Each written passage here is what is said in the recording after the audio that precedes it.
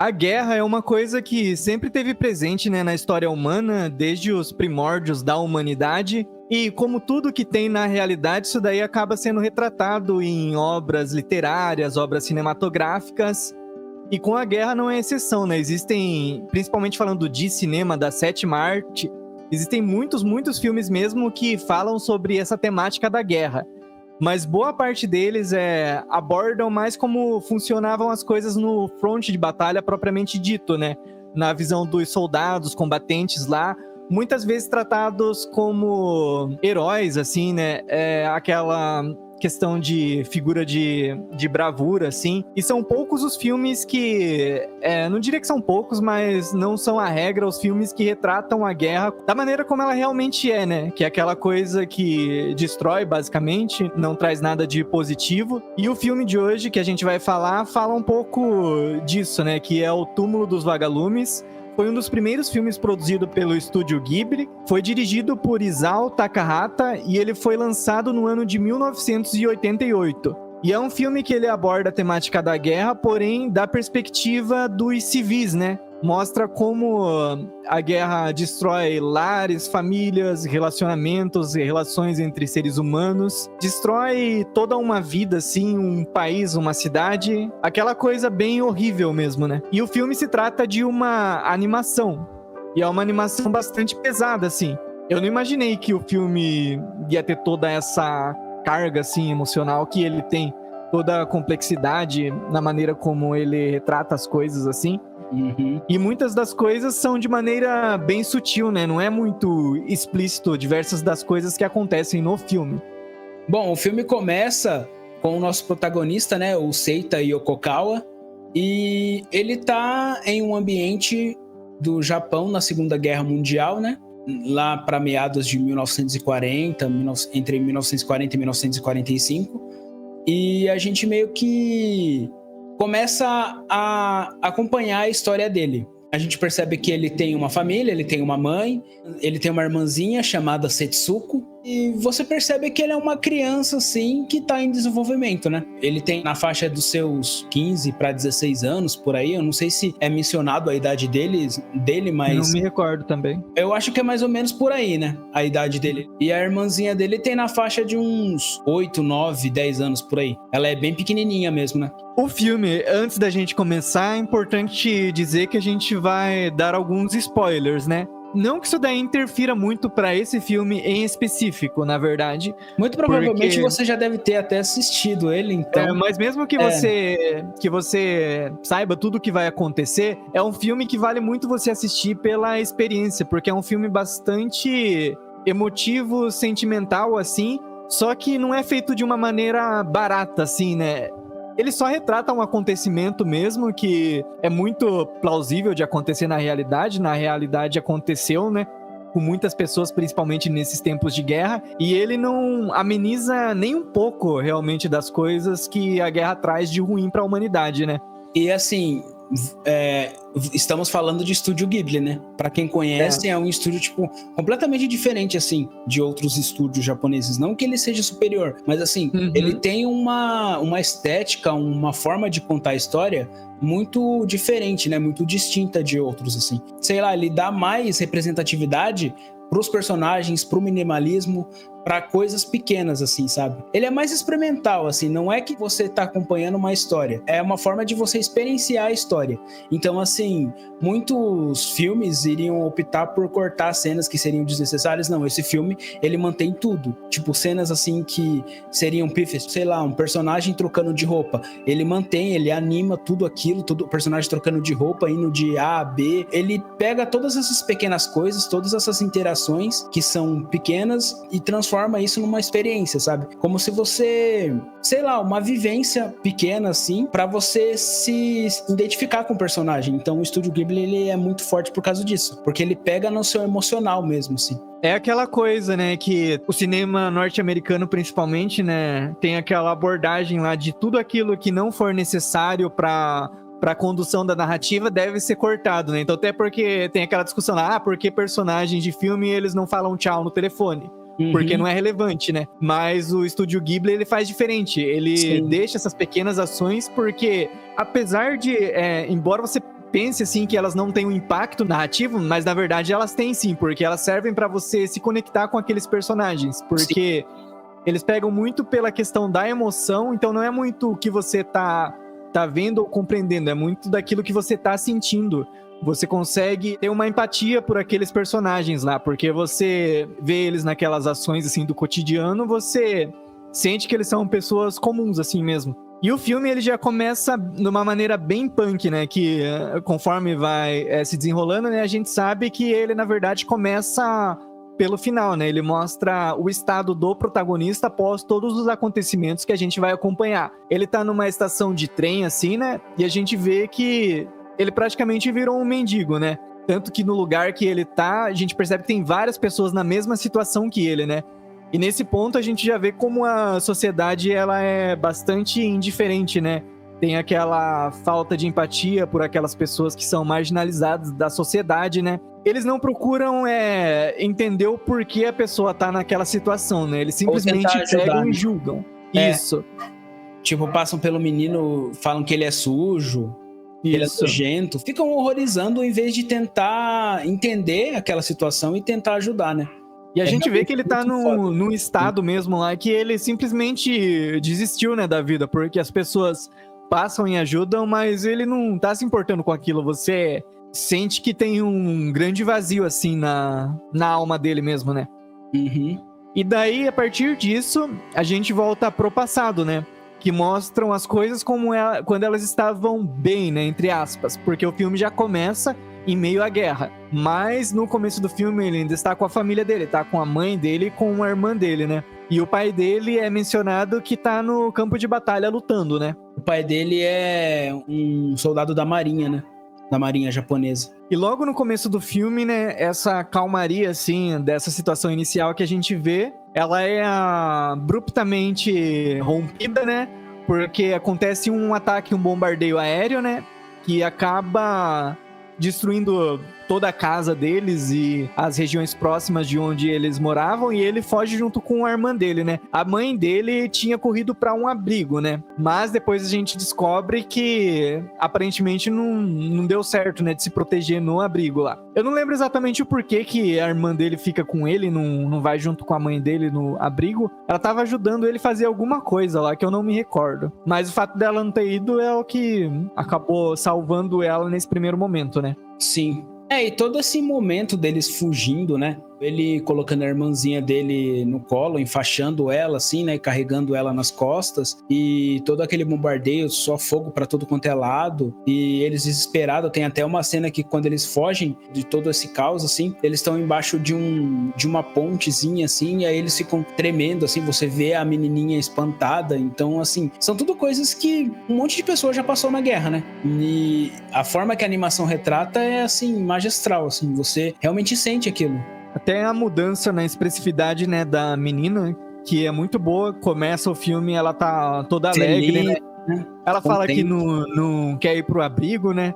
Ele até brinca com ela, né? Fala, quando vir um bombardeio, você vai se arrepender disso, do que está falando, né? E é muito tenso, né? Porque você começa a pensar, assim, né? Que não é só a questão da ameaça física, né? Toda a cicatriz psicológica que vai ficar na criança que cresceu e teve uma experiência assim, tão cedo assim, porque a criança ela não entende exatamente o que tá acontecendo, né? Ela sabe por instinto que aquilo que tá acontecendo é muito ruim e é uma situação de extremo perigo, mas ela não vai ter a noção do porquê aquilo lá tá acontecendo, né? Às vezes nem as próprias pessoas têm noção, né, exatamente do porquê a guerra tá rolando, por que começou a guerra, por que tá continuando, por que ninguém tá fazendo nada pra parar, porque na verdade é uma decisão que muitas vezes, na verdade todas as vezes, né, praticamente, parte muito das ideias de quem não tá sofrendo com a guerra, né, de quem tá lucrando com ela de alguma forma. E a gente vê nesse ponto de destruição também como funciona... São coisas bem sutis que acontecem, né? Mas igual, tá aquela questão. Após o bombardeio, né?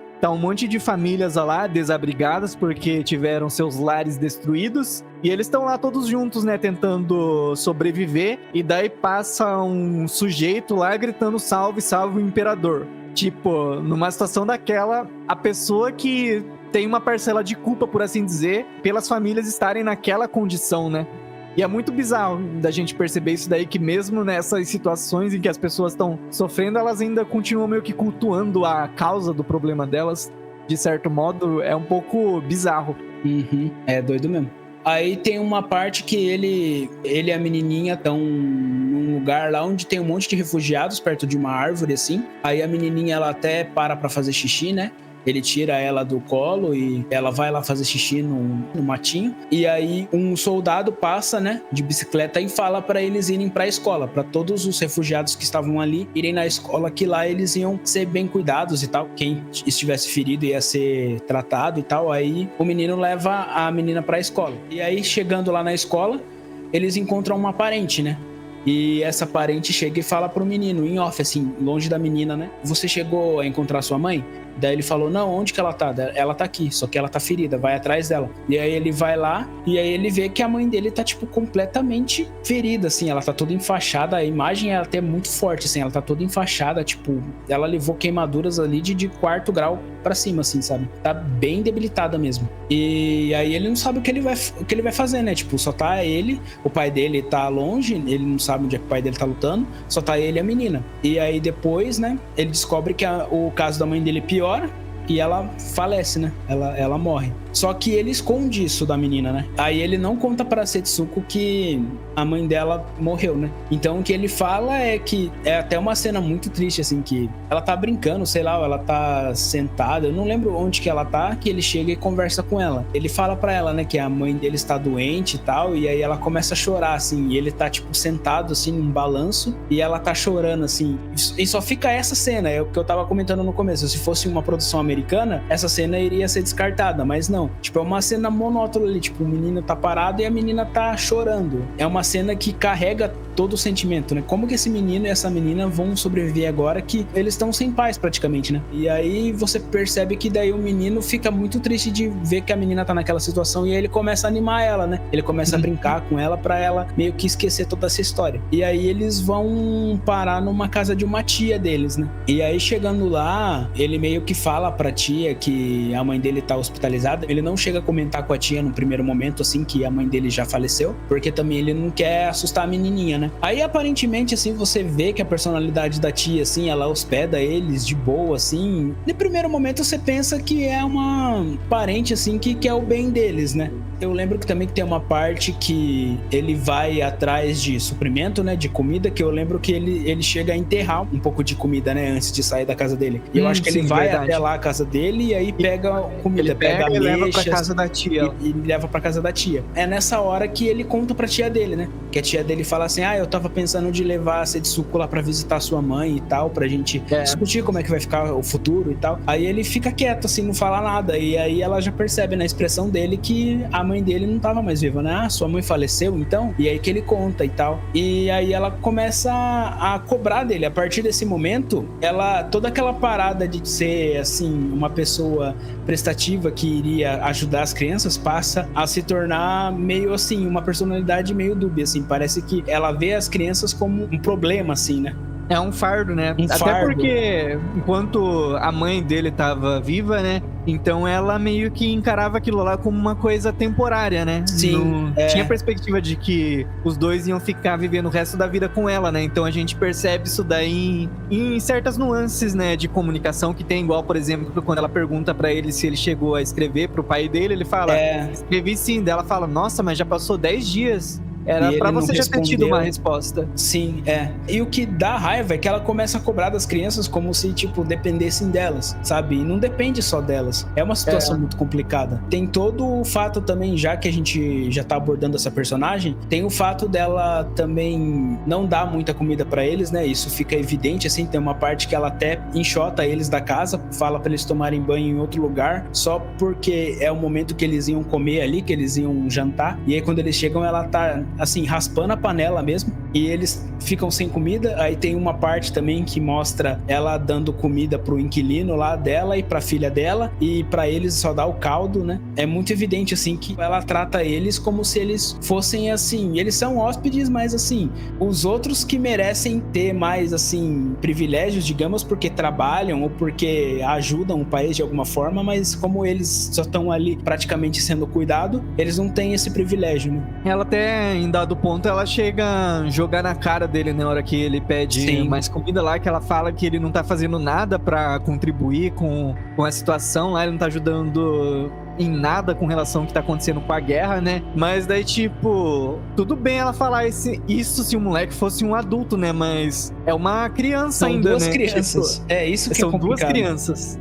Então... Mas pior ainda com a menininha, né? É Tipo, muito bizarro. É uma parte assim que você percebe que é como você falou, geralmente filmes de guerra exploram mais o lado dos soldados, né? Tendo eles como heróis, os caras que salvaram a pátria e tal. Mas, assim, tem muito esse lado das pessoas que estão ali, né? Estão em segundo plano ali, rezando pra sobreviver, sem casa, tipo, dependendo dos outros. Tem muito problema. A guerra gerou muito desses problemas também. E esse filme vai justamente nesse ponto, né? É muito doido. Sim. E tem muito da questão, né? Igual, por exemplo, a gente vê que a tia deles hospeda eles bem assim no começo, é muito gentil com eles num primeiro momento, né? E quando você para pra perceber também, o cenário desde o começo do filme até o final, ele só vai deteriorando, né? As coisas vão só piorando, nada melhora. Então, boa parte também do comportamento dela ter se tornado mais ríspido assim ao longo da obra é justamente por causa disso, que a gente vê que começam a aparecer mais e mais problemas em decorrência da guerra. Igual no começo eles têm mais comida, depois a comida começa se tornando cada vez mais escassa, né? Sim. E não tem muito pra onde ir, né? Porque igual tem dado um momento lá que ela conversa com o Seita lá, que ela pergunta pra ele se ele não devia estar indo na escola, né? E ele fala que, tipo, não tem mais a escola dele. A fábrica onde ele ia trabalhar, ou se ele trabalhava, não lembro direito, tinha sido destruída também.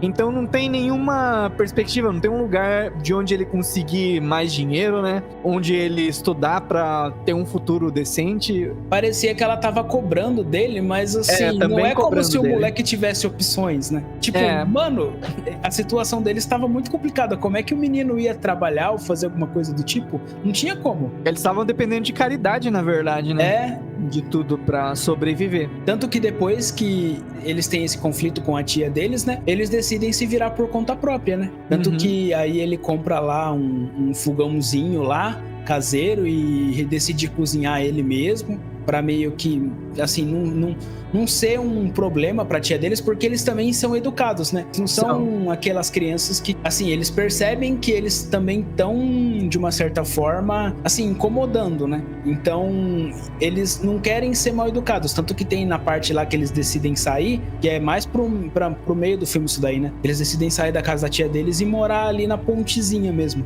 que é perto do laguinho ali. E aí ele até comenta com ela, né? Ele fala assim, quando eles estão saindo, a tia deles fala assim, vocês vão sair? Dele a gente tá causando muitos problemas pra senhora e tal. Então, assim, ainda assim, eles têm essa parada, essa inocência de mesmo saberem que estão certos, mas ainda assim, que não é o nosso lugar e a gente tá incomodando, então a gente vai sair. Então é muito doido isso daí também. E a gente percebe também que a tia dele não tenta nada, né, pra fazer não se esforça, né, tipo, fica ela aqui. Ela meio que se sente um pouco aliviada também.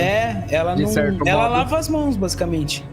É aquela questão em cenários de crises assim mesmo, né? Os seres humanos, eles tendem a ficar mais individualistas, né? De certo ponto, assim, igual quando os recursos se tornam muito escassos, né? Mas daí, nesse ponto, eles decidem se virar por conta própria, né? Eles arrumam lá uma espécie de abrigo que tem lá na parte da ponte lá. Eles improvisam lá um mosqueteiro lá pra não entrar mosca, essas coisas assim. E, num primeiro momento, tudo vai ok, né? Só que, como a gente disse, a situação não tende a melhorar, ela tende a piorar, né? E é o que acaba acontecendo. Num primeiro momento, eles conseguem vender várias das coisas que a mãe deles tinha deixado pra eles, assim, então eles conseguem um pouco de dinheiro pra trocar por comida e outras coisas que eles precisam, então eles conseguem se manter nesse primeiro momento. Sim. Só que conforme a narrativa vai passando, a vida começa a tornar cada vez mais e mais difícil pra conseguir o básico, assim, pra sobrevivência. Uma cena legal também, que é da hora de comentar, já é na parte que eles estão morando debaixo da ponte ali, que é quando eles decidem pegar os vagalumes, né? Porque Sim.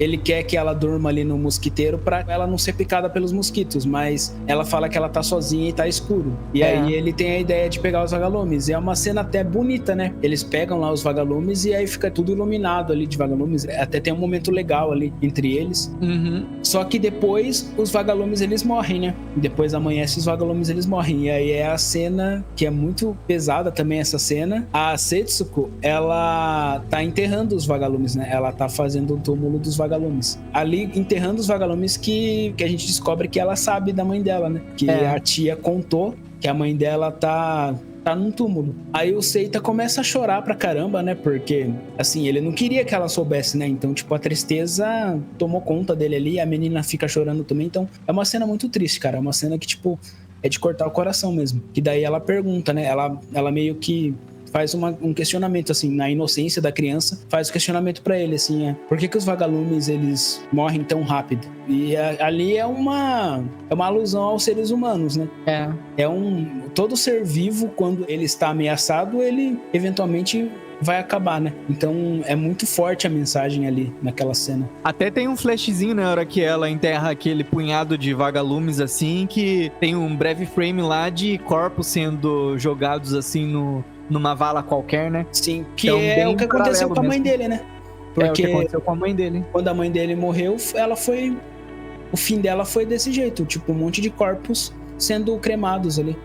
De uma forma muito assim... É uma cena muito forte, né? Tipo, você vê um monte de cadáveres ali sendo queimados, assim, não é bem forte. Não é a forma de você enterrar uma pessoa, de você ver lá uma pessoa da forma decente. É de uma forma completamente desesperadora, assim. Então, é muito tenso mesmo a cena.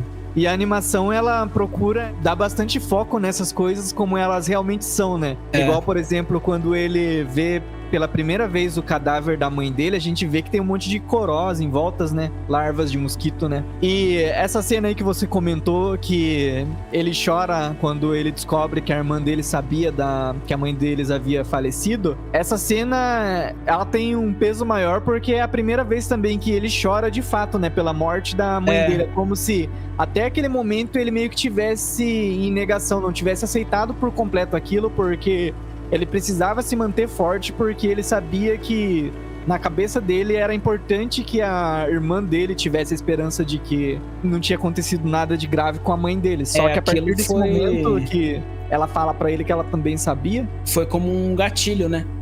Foi como um gatilho. Meio que fez ele soltar todo o sentimento reprimido dele.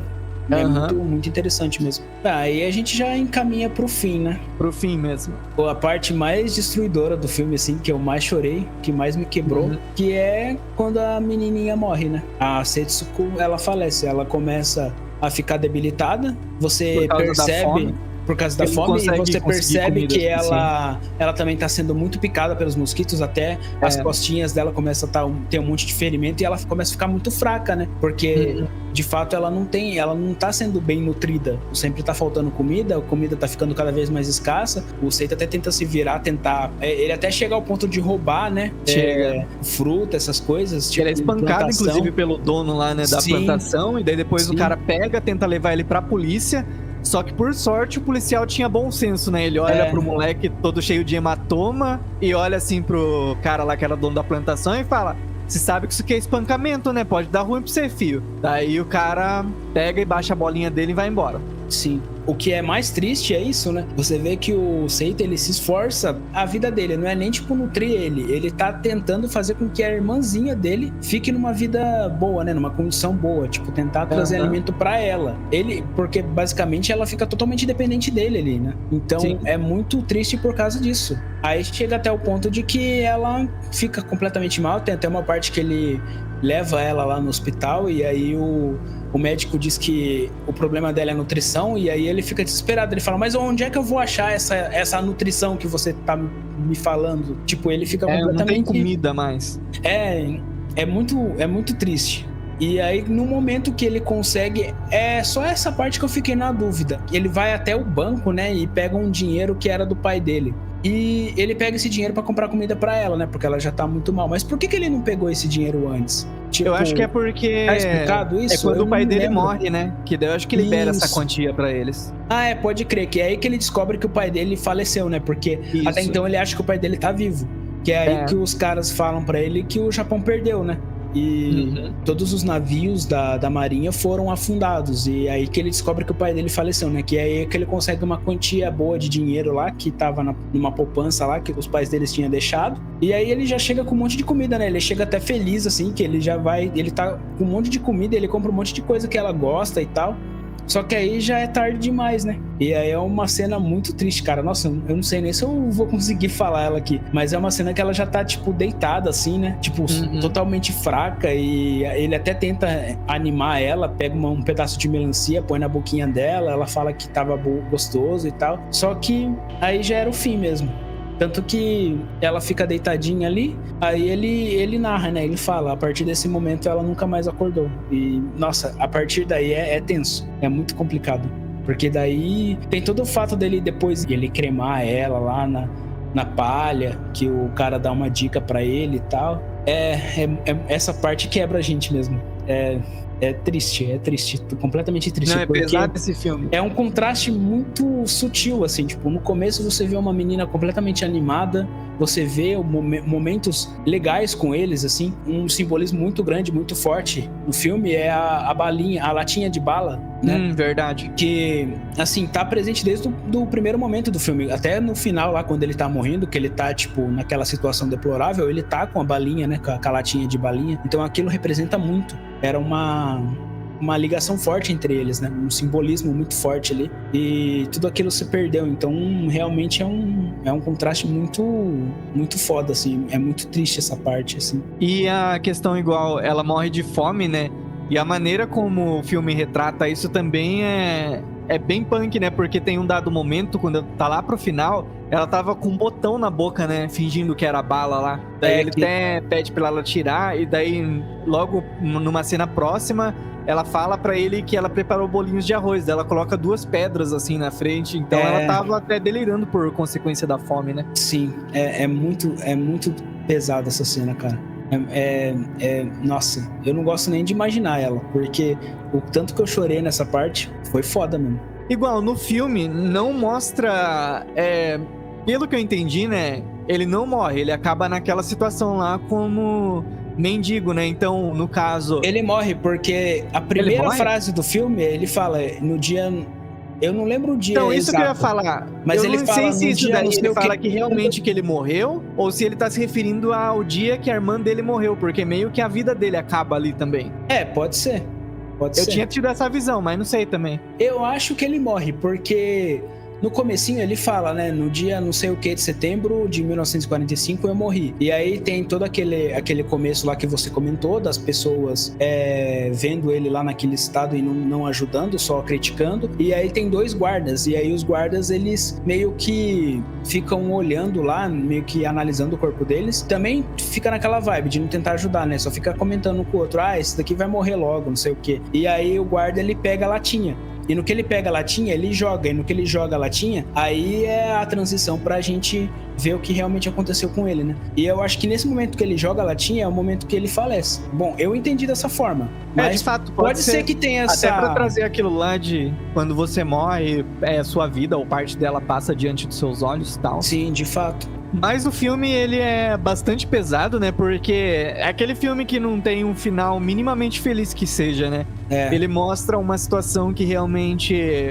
de um problema que começa e vai aumentando, e não tem muito o que fazer, porque é uma coisa que vai além da capacidade dele, né? Ele não tinha como proteger a irmã dele da maneira como ele queria, o mundo estando daquele jeito e sendo daquele jeito. Por mais que ele tenha sido resiliente a todo momento, assim, né? Em todo momento, assim, do filme, apesar das dificuldades, assim, a gente percebe que ele principalmente seguia em frente, assim, ele tentava se manter firme mesmo não estando bem, assim, tentando privar a irmã dele de certas informações que ele julgava que seriam prejudiciais pra ela. Em todo momento ele tentou proteger ela, né? Ele vivia por ela, basicamente. E é como você falou, no momento que ela faleceu, parece que, tipo, não tinha mais o porquê ele lutar. Porque ele podia muito bem, sei lá, tentar dar a volta por cima e tentar, de algum jeito, viver, sabe? Mas ele já tinha perdido tudo. Ele já tinha perdido o pai, a mãe, a irmã, tipo... Então, ele já não tinha mais motivação pra viver. Então, é como se ele tivesse aceitado a morte, né? A partir daquele momento, assim. Eu acho que é um dos melhores, se não o melhor filme que eu já assisti sobre a temática da guerra mesmo. Com certeza. Porque vai pra um outro lado completamente diferente, né? E assim, sem falar da toda a parte técnica, né? Assim, todo mundo sabe que é um estúdio, assim, renomado. O Estúdio Ghibli, assim, é um estúdio muito conhecido e todo mundo sabe a qualidade dele, né? Mas, cara, a trilha sonora, toda essa parte que eu falei, esses momentos pequenos, assim, que eles mantêm na animação, todas essas interações... Tudo isso é forte, é significativo, sabe? Tipo, mexe com a gente mesmo, assim. E tem um peso narrativo muito grande, assim, quando no final, né? Quando a menininha morre. Então, assim, é primoroso. O Estúdio Ghibli, ele tem uma forma bem única de fazer animação, né? Qualquer coisa que você bater o olho, você vai conseguir dizer que se foi feito ou não por eles. Sim, com certeza. É bem característico mesmo. Bom, mas é isso. Se você curtiu o nosso vídeo, não deixe de dar o like. Deixa aí nos comentários também se vocês querem que a gente fale mais, comente mais sobre filmes do Estúdio Ghibli. Tem vários filmes que eu gostaria de comentar aqui, pois é um estúdio que eu particularmente gosto demais. Põe aqui nos comentários se vocês já assistiram um filme, vocês têm mais a agregar sobre esse papo que a gente teve aqui em relação ao filme. Não deixem de comentar aí que a gente vai ler tudo, tá? Até a próxima. Até a próxima.